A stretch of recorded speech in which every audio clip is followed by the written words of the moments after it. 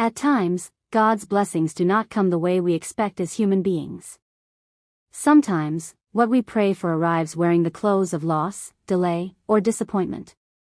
This is Naomi's story.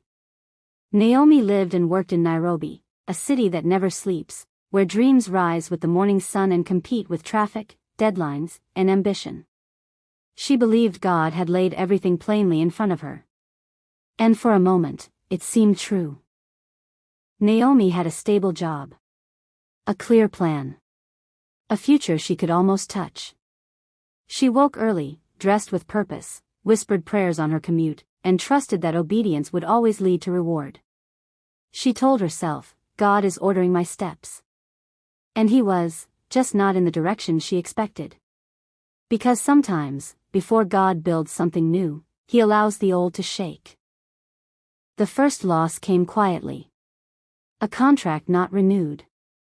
A door she expected to open, closed. Then another. And another. Soon, Naomi was sitting alone in her small apartment, staring at walls that echoed with unanswered prayers. She asked God the questions we all ask. Did I do something wrong? Why would you bring me this far just to stop here? Why does blessing feel like punishment? Faith felt heavy. Prayer felt silent. And Nairobi, once full of promise, felt painfully indifferent. Naomi reached a point where she stopped pretending. She told God the truth. I trusted you. I obeyed. And now I have nothing to show for it. But in that raw honesty, something shifted. Because God often speaks loudest when everything else goes quiet. And what Naomi thought was abandonment, was actually preparation. With nothing left to lose, Naomi began to listen instead of rushing. She served where she once sought recognition. She rested where she once pushed herself. She trusted without timelines. Slowly, God rebuilt her, not her resume, but her heart. He gave her peace before provision. Identity before opportunity. Faith before favor. And when the next door opened, Naomi realized something powerful. Had her old plans worked, she would have missed God's best work.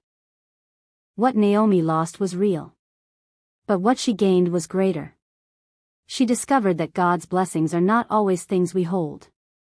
Sometimes, they are people we become. And this is the word that carried Naomi through, and maybe it's for you too. For I know the plans I have for you, declares the Lord. Plans to prosper you and not to harm you. Plans to give you hope and a future. Jeremiah 29 verse 11. If your blessing doesn't look like what you prayed for, trust that God is still writing your story. If this story spoke to you, like, share, and subscribe. You're not alone, and God is not done.